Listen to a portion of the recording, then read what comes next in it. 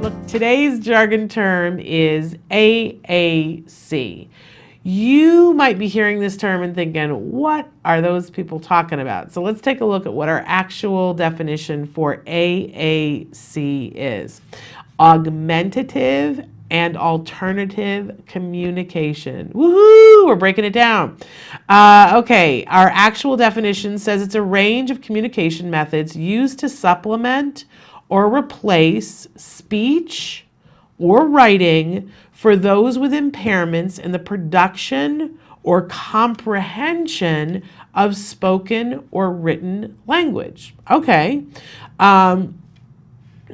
So in this definition, we're seeing clearly this is something that you use when there is a deficit of some sort.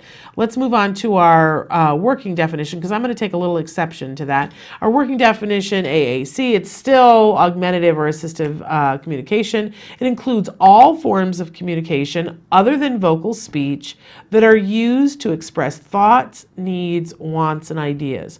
So if you think about it, we all use augmentative and assistive communication. Gestures are augmentative and assistive communication, right? Because we're pointing to communicate when we need to supplement. Like, it's not enough to say, go over here.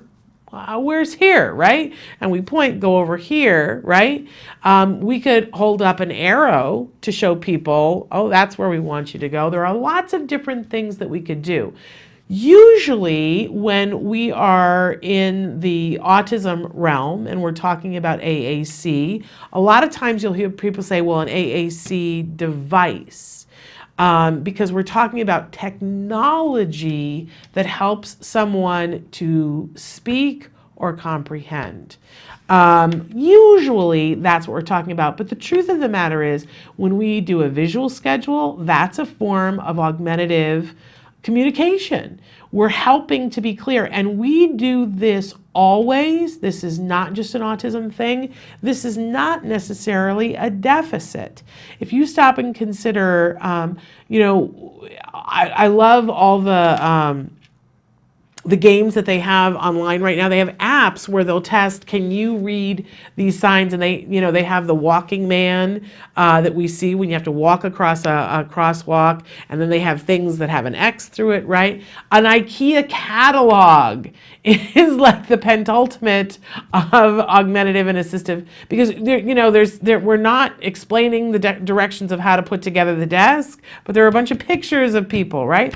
That's all included. It's communication, and it's communication that's put in a way that anybody could understand it, because if you think about it, speaking only one language puts you at a distinct deficit depending on where you are in the world. So we all use some form of AAC. When we talk about it within the autism community, though, more often than not, people are actually talking about an AAC device. They're talking about technology, an iPad, a computer, a Dynavox, something that helps this individual communicate, to request things, to be understood.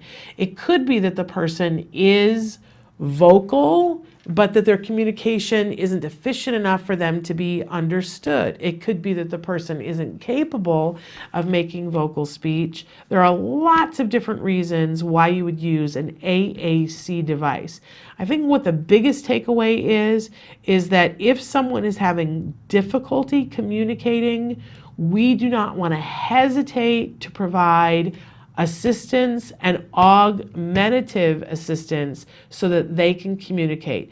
Communication is king in everything that we all do. It's what makes you successful in a relationship. It's what makes you successful in your endeavors that are career oriented. It's what makes it possible for you to live, be happy, and to feel like you are your own person. So technology, if it can help us to communicate, we need to give it.